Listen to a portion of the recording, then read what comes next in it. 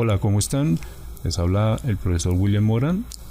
En este momento vamos a continuar con la lectura del libro Introducción al Cristianismo, autor por el cardenal Joseph Ratzinger, o lo que fue nuestro Papa Benedicto XVI. En este momento vamos a continuar con las páginas del número 46 hasta la página 58. Más o menos calculo que haya una hora ahí. Recuerden que el libro lo puede adquirir en la librería San Pablo o directamente de la página catholic.net. No siendo más, empecemos. Iniciamos con la página número 46 del libro, La fe bíblica en Dios. Quien quiera comprender la fe bíblica en Dios, ha de seguir su desarrollo histórico desde los orígenes, los padres de Israel, hasta los últimos escritos del Nuevo Testamento. El Antiguo Testamento, con el que comenzaremos a continuación, nos ofrece un hilo que guiará toda nuestra labor, con dos nombres, Elohim y Yahvé. El Antiguo Testamento ha dado expresión a la idea del Dios. En estas dos denominaciones principales de Dios se manifiesta la división y elección que realizó Israel en su mundo religioso. También se verá la positiva opción que se llevó a cabo en esa elección y en su precedente modelación. El problema de la historia de la zarza ardiente. El texto central veterotestamentario para la comprensión y confesión de la fe en Dios es la narración de la zarza ardiente. Podemos consultar Éxodo capítulo 3. En ella se revela a Moisés el nombre de Dios y se pone el funcionamiento de la idea de Dios que seguirá vigente a lo largo de toda la vida de Israel. El Dios oculto y revelado en la zarza ardiente llama a Moisés para caudillo del pueblo. El texto describe también las dudas de Moisés, que solicita un claro conocimiento del que le encomienda esa misión y una prueba manifiesta de su poder. En este contexto se desarrolla el diálogo que del Antiguo ha dado lugar a innumerables interpretaciones. Moisés dijo a Dios: «Pero si voy a ver a los hijos de Israel y le digo, el Dios de vuestros padres me envía a vosotros y me preguntan cuál es su nombre, ¿qué voy a responderles?». Y Dios dijo a Moisés: «Yo soy el que soy. Así responderás a los hijos de Israel. Yahvé, el Dios de vuestros padres, el Dios de Abraham, de Isaac y de Jacob, me manda a vosotros. Ese es para siempre mi nombre, este mi memorial, de generación en generación». Podemos leer Éxodo capítulo 3, versículos del 13 al 15. El sentido del texto es claro. Quiere hacer del nombre Yahvé el nombre decisivo de Dios en Israel, porque se arraigan históricamente en los orígenes de la formación del pueblo y de la conclusión de la alianza, y porque se pide una explicación de su significado. Esta se realiza al relacionar la incomprensible palabra Yahvé con la raíz baja igual ser. Esto es posible, visto el tenor consonántico del texto hebreo, pero es por lo menos cuestionable si tal raíz filológicamente es el origen real del nombre. Se trata, como sucede muchas veces en el Antiguo Testamento, de una interpretación teológica, no filológica. No se trata de investigar el sentido etimológico original, sino de darle aquí y ahora un sentido. La etimología es en verdad un medio por el que se busca el sentido de las palabras. La palabra Yahvé puede explicarse por la palabra ser, yo soy.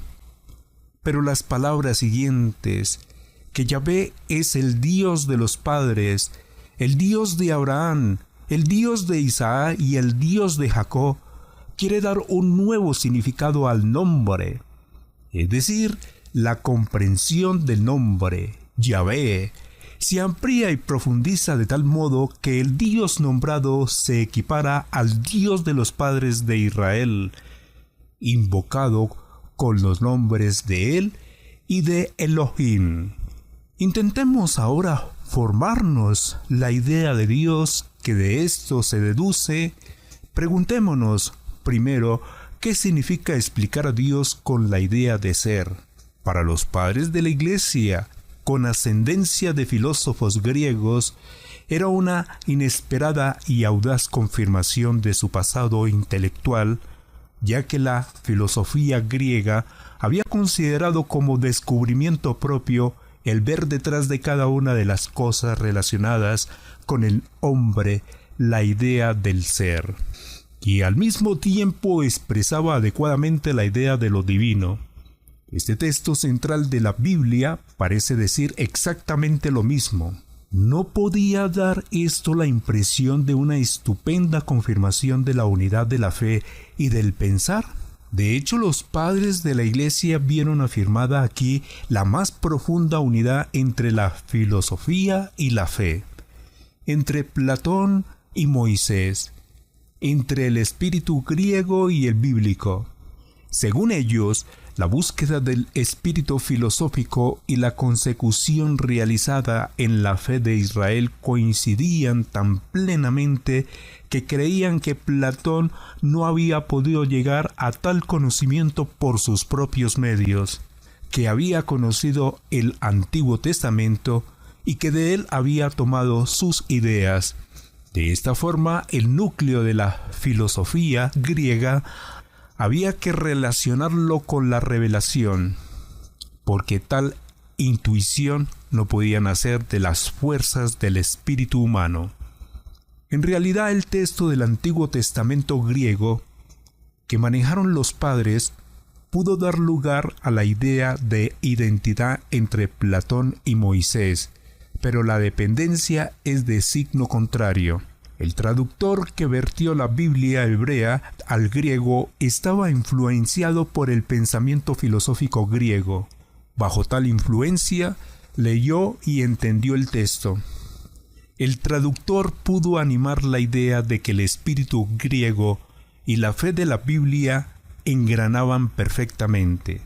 El traductor construyó el puente que va desde el concepto bíblico de Dios al pensamiento griego. Al traducir la frase del verso 14, yo soy el que soy, con esta otra, yo soy el que es. El nombre bíblico de Dios se identifica aquí con el concepto filosófico de Dios, el escándalo del nombre de Dios que asimismo se da un nombre, se disuelve en la amplitud del pensamiento ontológico. La fe se casa con la ontología. Para el pensamiento es un escándalo el hecho de que Dios tenga un nombre. ¿Puede ser esto algo más que un recuerdo del mundo politeísta en el que nació por vez primera la fe bíblica? En un mundo en el que los dioses abundaban como hormigas, Moisés no podía decir Dios me envía, ni tampoco el Dios de los padres me envía. ¿Sabía que esto era no decir nada? ¿Sabía que le preguntarían? ¿Qué Dios? Pero el problema es este. Se ha dado al ser platónico un nombre y se le ha designado así como individuo.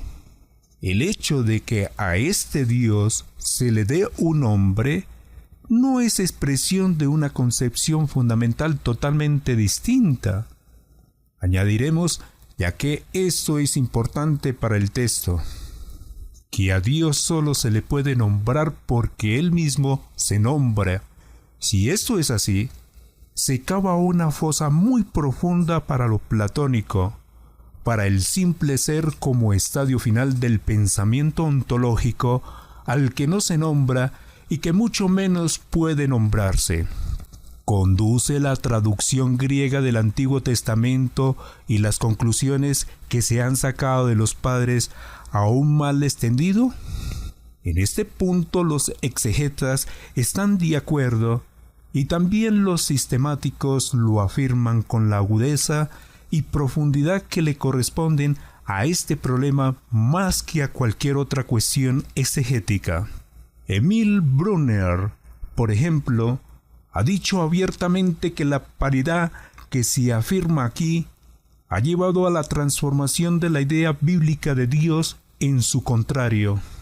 En lugar del nombre se coloca el concepto, en lugar del que no ha de definirse entra una definición. Con ello se discute toda la exegesis patrística, la fe de la antigua Iglesia, la confesión de fe en Dios y la imagen de Dios del símbolo. Con esto se cae en el helenismo o por el contrario, se afirma bajo nuevas condiciones lo que siempre ha de afirmarse. Aunque sea brevemente, vamos a estudiar ante todo los datos exegéticos. ¿Qué significa el nombre de Yahvé y su explicación con la palabra ser? Ambas cuestiones van unidas, pero, como ya hemos dicho, no son idénticas. Acerquémonos un poco a la primera. ¿Podemos explicar lo que significa originalmente el nombre de Yahvé partiendo de su origen etimológico? Lo único que puede afirmarse es esto. Antes de Moisés, es decir, fuera de Israel, falta una designación cierta de Yahvé. Tampoco convencen los numerosos esfuerzos realizados para dilucidar las raíces preisraelitas del nombre. Encontramos sílabas como Yah, Yo, Hab, pero el nombre pleno Yahvé aparece por vez primera, según nuestros conocimientos actuales, en Israel. Parece ser obra de la fe en Israel que se ha modelado, no sin contactos, pero sí creadoramente, su propio nombre de Dios y su propia imagen de Dios. Muchos indicios nos dicen que la formación de ese nombre fue obra de Moisés, que se sirvió de él para infundir nueva esperanza a sus compañeros oprimidos. Parece ser que la última configuración del nombre propio de Dios y de la imagen propia de Dios en él incluida fue punto de partida de la formación del pueblo. Desde un punto de vista puramente histórico, podemos afirmar que Israel se hizo pueblo partiendo de Dios, partiendo de la llamada a la esperanza que suponía el nombre de Dios. No podemos discutir aquí los numerosos indicios que apuntan a los puntos de contacto preisraelitas del nombre. Me parecen muy bien fundadas y acertadas las observaciones de H. Casellas. Este hace notar cómo en el reino babilónico existían nombres teófonos, es decir, nombres de personas relacionados con Dios, formados con la palabra Yahún. Estos nombres contienen el elemento Yahú, Yah, cuyo significado es algo así como el mío, mi Dios. La formación de esta palabra dentro de la confusión de dioses con los que hay que contar, apunta a un Dios personal que, en cuanto ser personal, se relaciona personalmente con los hombres. Esta observación es digna de notarse, ya que coincide con un elemento central de la fe premosaica en Dios, con esa figura de Dios que, a raíz de la Biblia, hemos definido como Dios de los padres. La etimología propuesta explicaría lo que la historia de la zarza ardiente afirma como íntimo presupuesto de la fe en Yahvé, la fe de los padres, el Dios de Abraham, de Isaac y de Jacob. Consideremos por un momento esta figura sin la que no puede entenderse el sentido del mensaje Yahvé. El presupuesto íntimo de la fe en Yahvé el Dios de los padres. La raíz etimológica y conceptual del nombre Yahvé, que traducíamos por Dios personal, como indica la sílaba Yahú, manifiesta claramente tanto la separación de Israel de un modo histórico religioso como la continuidad de Israel con su prehistoria. Comenzando por Abraham, el Dios de los padres no se llamaba Yahvé, sino El y Elohim. Los padres de Israel aceptaban la religión de su medio ambiente, la religión, el cuyos rasgos esenciales son el carácter social y personal de la divinidad. Se decidieron por un Dios que, desde el punto de vista religioso-psicológico, era un numen personale, Dios de personas, no un numen locale, Dios de un lugar. ¿Qué significa todo esto? Vamos a intentar explicarlo partiendo de lo que ya sabemos. Recordemos que la experiencia religiosa de la humanidad se enciende continuamente en los lugares santos en los que el hombre siente especialmente el totalmente otro. La divinidad, una fuente, por ejemplo, un edificio majestuoso, una piedra misteriosa o un hecho insólito pueden obrar en este sentido. Pero entonces se corre el peligro de creer que en el lugar que se manifiesta lo divino y lo divino van tan unidos que la presencia especial de lo divino se limita exclusivamente a ese lugar.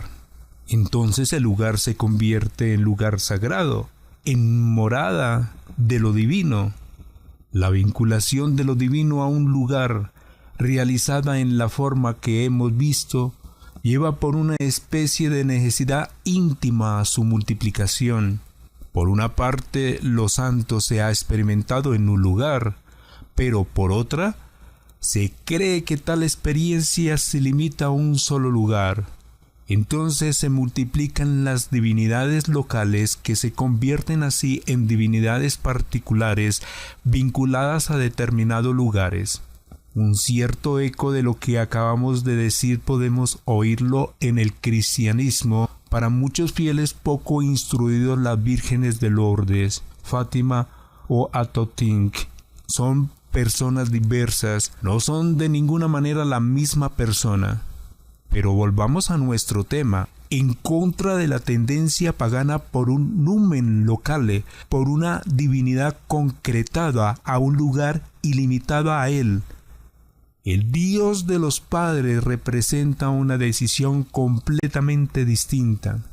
No es el Dios de un lugar, sino el Dios de las personas, el Dios de Abraham, de Isaac y de Jacob, que por lo mismo no se limita a un lugar, sino que muestra su presencia operante en todos los parajes donde se encuentra el hombre.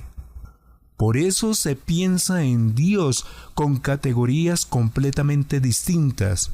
A Dios se le concibe en el plano del yo-tú, no del local. Dios se esconde en la trascendencia de lo que no se limita a un lugar, pero al mismo tiempo se manifiesta como cercanía presente en todas partes, no solo en un lugar determinado, cuyo poder no infunde temor. No se le encuentra en un lugar, sino allí donde está el hombre y donde éste se deja encontrar por él.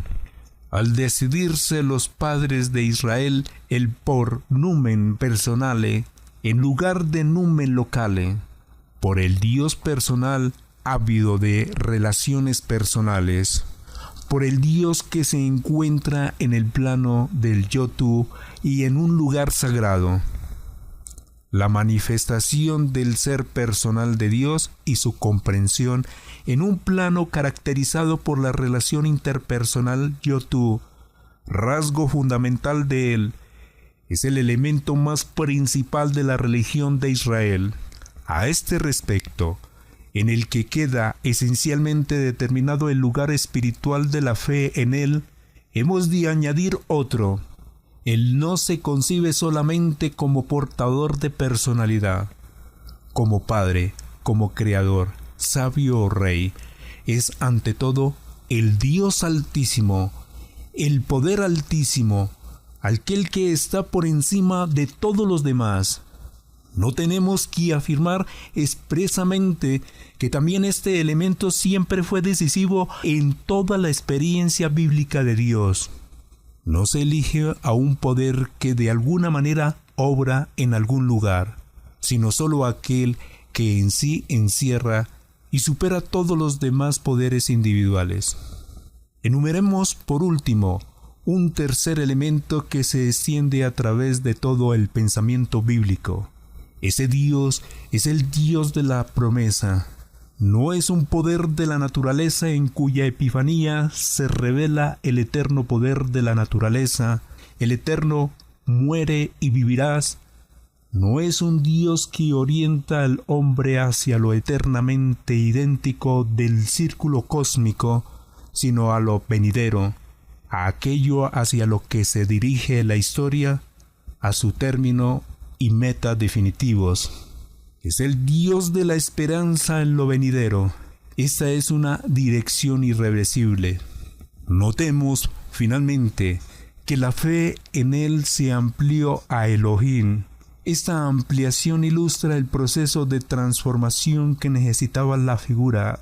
Él, de esta forma, el singular, Él queda suplantado por una palabra que indica pluralidad, Elohim.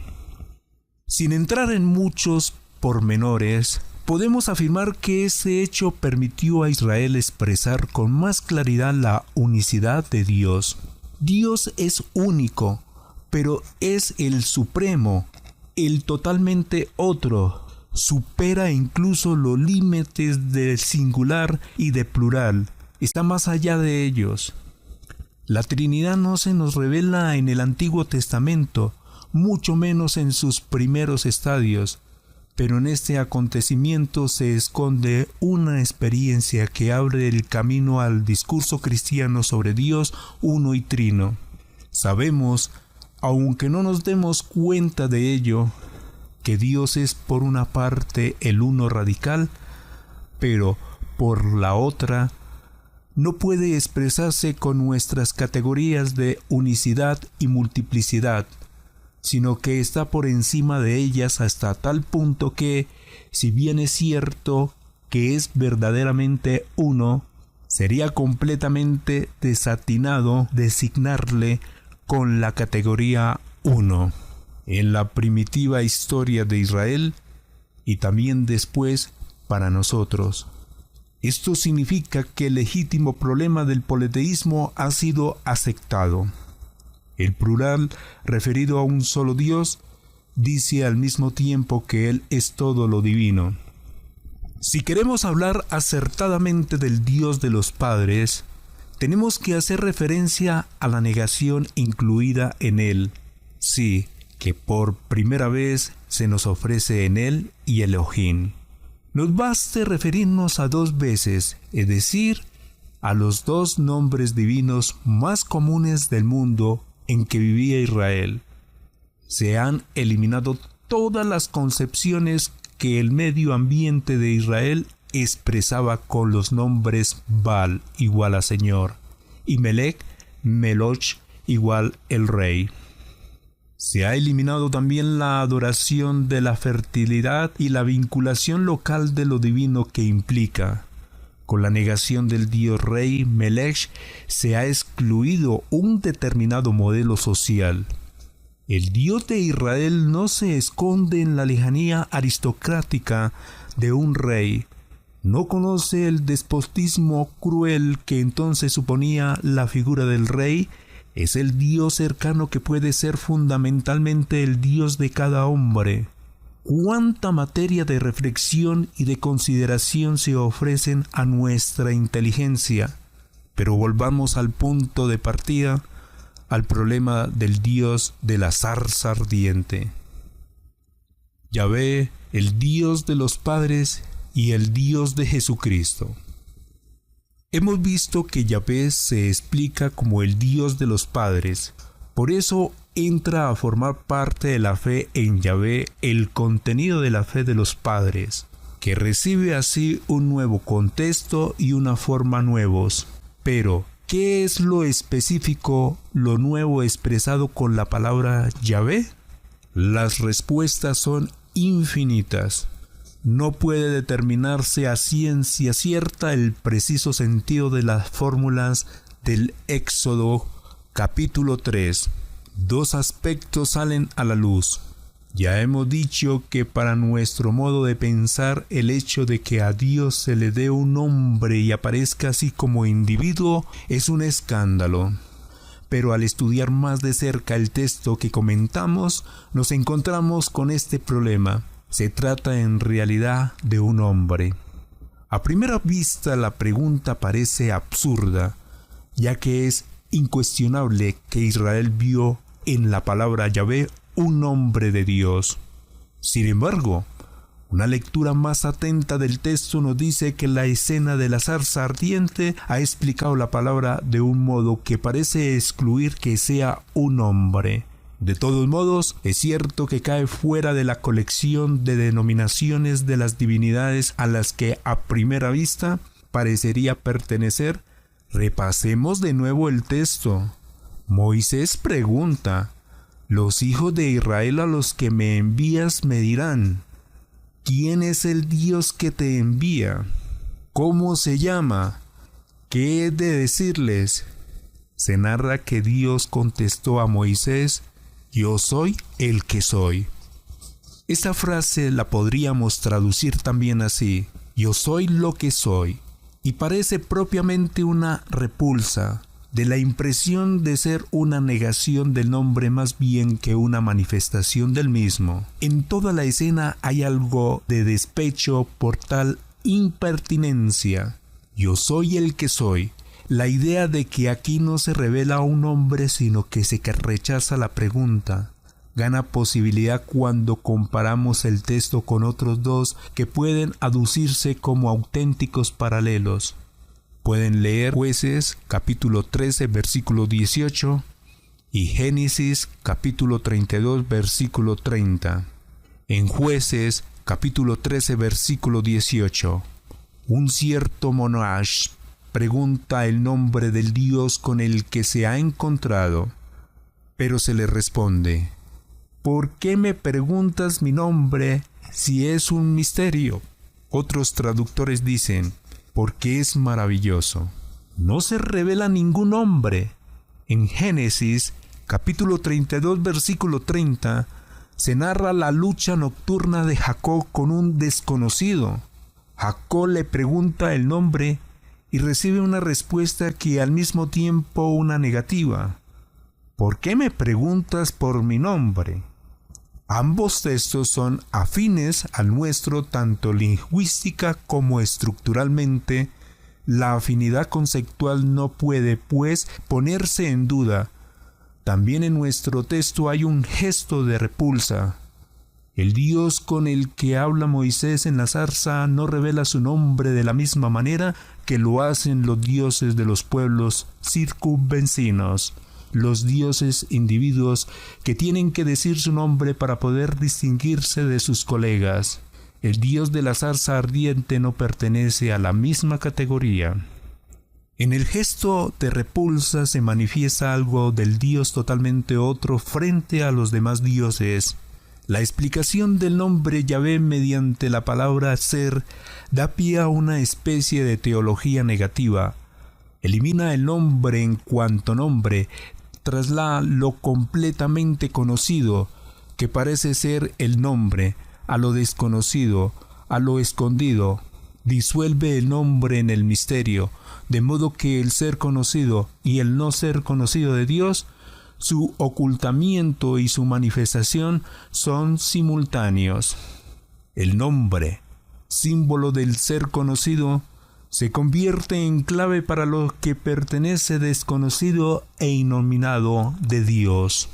En contra de los que creen que pueden comprender a Dios, se afirma aquí claramente la infinita distancia que lo separa de los hombres. Según eso, era legítima la evolución en virtud de la cual Israel no se atrevió a pronunciar más el nombre de Dios, daba en su lugar un rodeo. de tal forma que en la Biblia griega ya no aparece, sino que se le sustituye con la palabra Señor. En este hecho se ha captado con profunda intuición el misterio de la escena de la zarza ardiente, con una intuición mucho más profunda que en la más científica explicación filológica. Con esto hemos visto solamente la mitad del contenido, ya que Moisés debe decir a los que la interrogaban que el yo soy me envía a vosotros. Lo pueden consultar en Éxodo capítulo 3 versículo 14. Posee una respuesta, aun cuando sigue siendo un enigma. No podemos más aún, no debemos descifrar positivamente la palabra. La exegesis moderna ve en la palabra la expresión de una cercanía poderosa y auxiliante. Dios nos revela ahí como quiere el pensamiento filosófico, su esencia, su ser, sino que se manifiesta como un Dios para Israel, como un Dios para los hombres. El yo soy significa algo así como yo estoy ahí para vosotros. Si afirma claramente la presencia de Dios, su ser se explica no como un ser en sí, sino como un ser para. Eisfeld cree posible no solo la traducción Él ayuda, sino también estas otras. Llama la existencia es creador, Él es, y también el ser. El exegeta francés Edmund Jacob dice que el nombre Él expresa la vida como poder, mientras que el nombre Yahvé expresa duración y actualidad. Dios se llama aquí yo soy, es decir, aquel que es el ser en contraposición al hacerse, aquel que permanece en el cambio. Toda carne es como hierba y toda su gloria como flor del campo. Secase la hierba, marchitarse la flor, cuando sobre ellas pasan el soplo de Yahvé. Secase la hierba, marchitarse la flor, pero la palabra de Dios permanece para siempre, y lo podemos consultar en Isaías, capítulo 40, versículos del 6 a 8. Estos son textos bíblicos. La referencia a este texto pone de manifiesto un contexto en el que se ha reparado poco. La idea fundamental de la predicación del deutero Isaías es esta: las cosas de este mundo pasan. Los hombres, por poderosos que sean, son como las flores del campo que florecen un día para palidecer y morir al día siguiente. En medio de este drama gigantesco de transitoriedad, el Dios de Israel no cambia, es en todo cambio y mutación.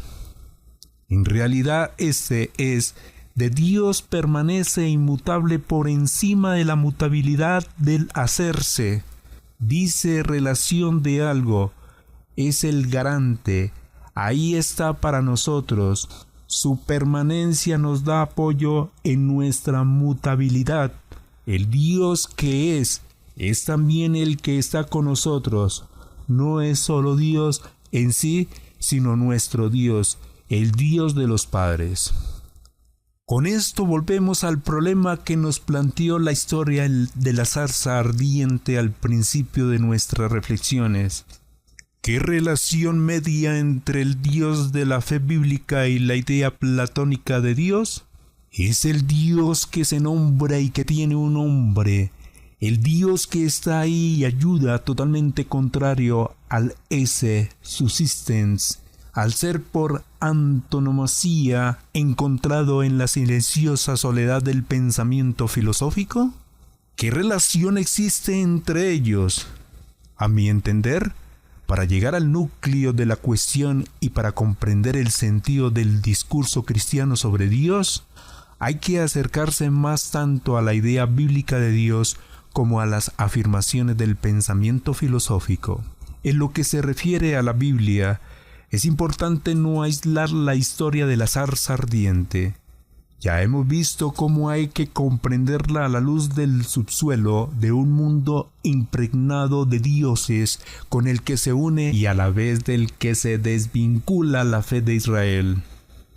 La evolución sigue adelante y asume la idea de pensar. El acontecimiento de la explicación dada en la narración no llega a su término, se continúa y comprende de nuevo a lo largo de la historia de la preocupación bíblica por Dios. Ezequiel y sobre todo el Deutero Isaías debieran calificarse de teólogos del nombre de Yahvé. Este es uno de los elementos más importantes de la predicación profética. Como se sabe, el Deutero Isaías habla al final del destierro babilónico, en una época en que Israel puede mirar el futuro con nueva esperanza. El imperio babilónico, que parecía invencible y que subyugó a Israel, ha quedado destruido. A Israel se le creía muerto para siempre, ahora renace de sus ruinas. Por eso el pensamiento central del profeta es este: los dioses pasan, Dios en cambio es yo, Yahvé, que era al principio y soy el mismo de siempre, y seré en los últimos tiempos, en lo cual obviamente lo pueden consultar en Isaías capítulo 41 versículo 4. El último libro del Nuevo Testamento. La misteriosa revelación repite en una situación apurada esta frase: Él existe antes de todos los poderes y existirá por siempre. Y lo podemos consultar en Apocalipsis, capítulo 1, versículo 4, capítulo 1, versículo 17, capítulo 2, versículo 8, capítulo 22 y versículo 13 en el Apocalipsis. Pero escuchemos de nuevo el Deutero Isaías. Yo soy el primero y el último, y no hay otro Dios fuera de mí. Lo dice en el capítulo 44, versículo 6 del libro de Isaías. Yo soy, yo, el primero, el también postrero. Isaías, capítulo 48, versículo 12. En ese contexto, el profeta acuña una fórmula nueva en la que reaparecen los colores significativos de la historia de la zarza ardiente comprendida bajo nueva luz. La fórmula yo, él, que en hebreo parece ser completa y sencillamente misteriosa, se ha traducido al griego, en buena versión en cuanto al contenido, con esta otra yo soy. También está escrito ahí en griego. En este sencillo yo soy, el Dios de Israel se contrapone a los demás dioses y se muestra como el que es frente a los que cesan y pasan. Lo suscitan frases enigmáticas, yo soy, se convierte en el eje de la predicación de los profetas, en la que sale a la luz la lucha contra los demás dioses, la lucha contra la desesperación de Israel, su mensaje de esperanza y seguridad. Frente al vano panteón babilónico, frente a los poderes caídos, se levanta el poder de Yahvé en la expresión yo soy, que afirma su sencilla superioridad sobre todos los poderes divinos y no divinos de este mundo. El nombre de Yahvé, cuyo sentido se reactualiza aquí, da un paso adelante y se abre a la idea de lo que es en medio de la caducidad, de lo aparente, de lo que no dura. Sigamos adelante hasta llegar al Nuevo Testamento. El Evangelio de Juan, la última reinterpretación retrospectiva de la fe en Jesús, es para nosotros cristianos el último paso en la autointerpretación del movimiento bíblico. Pues bien, en él encontramos la misma línea que coloca la idea de Dios bajo la luz de la idea del ser y que explica a Dios como simple. Yo soy. El Evangelio de Juan está vinculado a la literatura sapiencial y al Deutero Isaías, sin los que no pueden comprenderse. Juan convierte la frase isaiana, yo soy, en la fórmula central de su fe en Dios, pero lo hace de tal forma que constituye la expresión central de su cristología. Este es un gran acontecimiento tanto para la idea de Dios como para la imagen de Cristo. La fórmula nacida en la escena de la zarza ardiente la fórmula que al final del exilio es expresión de esperanza y seguridad en contra de todos los dioses derrumbados, la fórmula que expresa la permanencia de Yahvé sobre todos los poderes, se encuentra en el centro de la fe en Dios, pero de tal forma que se convierte en testimonio dado a Jesús de Nazaret. La importancia de este acontecimiento se ve bien clara a pesar de que Juan resume el núcleo de la historia de la zarza ardiente de manera mucho más sugestiva que cualquier otro autor neotestamentario anterior a él. El núcleo es la idea del nombre de Dios, la idea de que Dios se nombra a sí mismo, de que el hombre puede llamar a Dios usando su nombre, constituye, juntamente con él, yo soy, el núcleo de su testimonio. También bajo este aspecto establece Juan un paralelismo entre Jesús y Moisés. Juan describe a Jesús como aquel en quien adquiere pleno sentido la narración de la zarza ardiente. Todo el capítulo 17 la llama oración sacerdotal y quizá el corazón de su evangelio es una serie de círculos en torno a esta idea. Jesús, revelador del nombre de Dios. Así nos presenta el paralelo neotestamentario de la narración de la zarza ardiente. En los versículos 6, 11, 12 y 26 se repite como hilo conductor el motivo del nombre de Dios. Entresaquemos los dos versículos principales. He manifestado tu nombre a los hombres que de este mundo me has dado. Versículo 6. Y yo les di a conocer tu nombre, y se los haré conocer, para que el amor con que tú me has amado están en ellos y yo en ellos. Versículo 26. Cristo es la misma zarza ardiente en la que se revela a los hombres el nombre de Dios. Pero como en el pensar del cuarto evangelio Jesús une en sí mismo y se aplica el yo soy del Éxodo de Isaías 43. Resulta claro que él mismo es el nombre de Dios, es decir, la invocación de Dios. La idea del nombre entra aquí en un nuevo estadio decisivo. El nombre no es solo una palabra, sino una persona, Jesús. Toda la cristología, es decir, la fe en Jesús, se convierte en una explicación del nombre de Dios y de todo lo enunciado en él. Llegamos así a un punto en el que nos acucia un problema que atañe a todo lo que hemos dicho sobre el nombre de Dios. La idea del nombre. Debemos hacernos todavía una última pregunta general. ¿Qué es propiamente el nombre? ¿Qué sentido tiene hablar del nombre de Dios? No quiero hacer un análisis exhaustivo del problema, ya que no es este el lugar, pero sí diré brevemente lo que a mí me parece esencial. Existe primeramente una gran diferencia entre la meta perseguida por el concepto y por el nombre. El concepto quiere expresar la esencia de la cosa tal y como es en sí misma. El hombre no se interesa por la esencia de las cosas, no quiere saber qué es la cosa en sí misma, sino que trata de hacer la cosa nominable, es decir, de hacerla invocable, de establecer con ella una relación. Es cierto que el nombre debe tocar la cosa misma, pero solo con la mira de ponerla en relación conmigo y de que se me haga accesible. Vamos a ilustrar esto con un ejemplo. Si yo sé que algo cae bajo el concepto hombre, todavía no he establecido con él una relación. El nombre es ante todo lo que le hace nominable. Por el nombre otra persona entra en la estructura de mi cohumanidad, por el nombre puedo llamarlo. El nombre, pues, representa y realiza una ordenación social, una inclusión en las relaciones sociales. A quien solamente se le considera como número queda fuera de la estructura de la cohumanidad. El nombre da a un ser la capacidad de ser llamado. De esta capacidad nace la coexistencia con el nombrado. Todo esto nos muestra qué es lo que dice la fe veterotestamentaria cuando habla del nombre de Dios. Con él se expresa algo muy distinto de lo que afirma el filósofo que busca el concepto del ser supremo.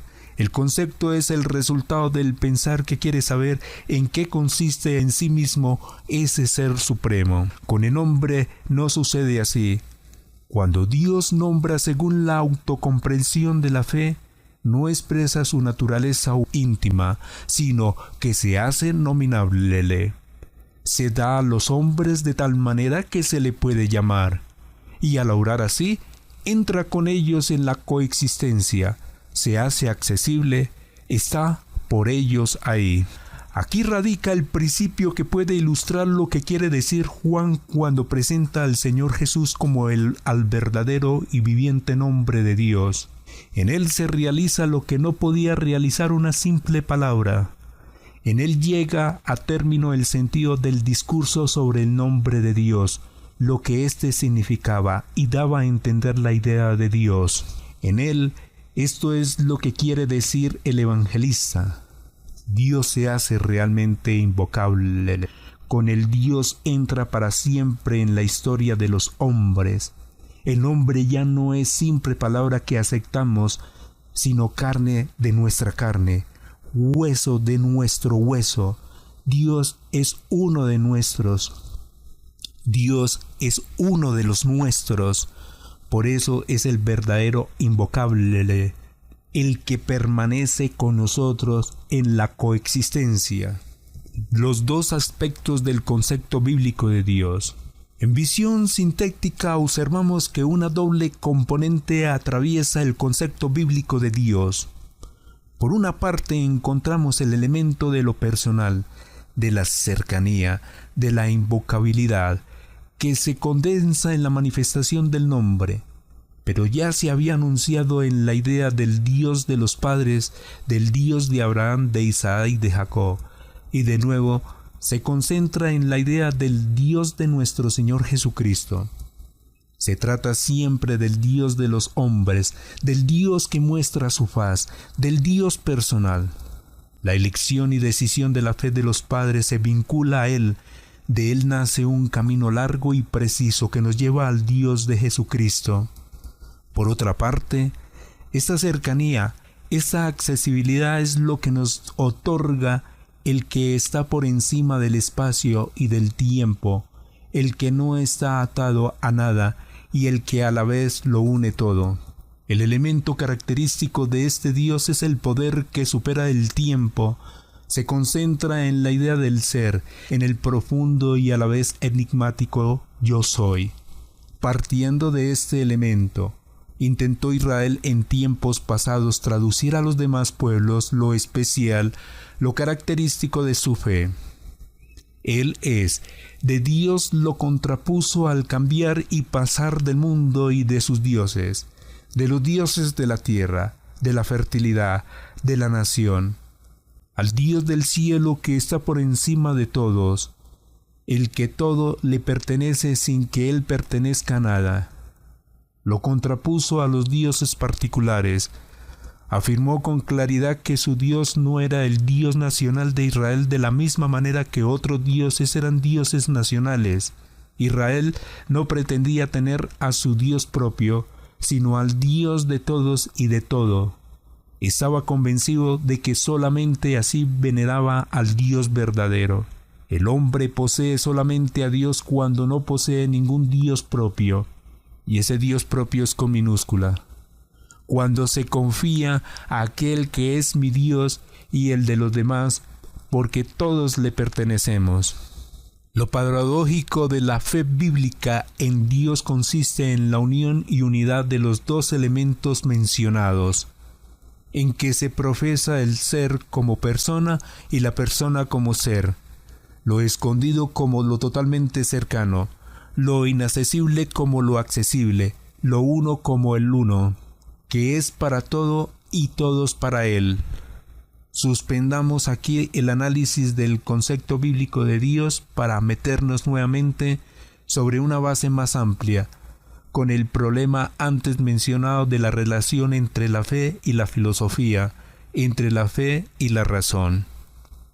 Y terminamos en la página número 57. Muchas gracias por su atención.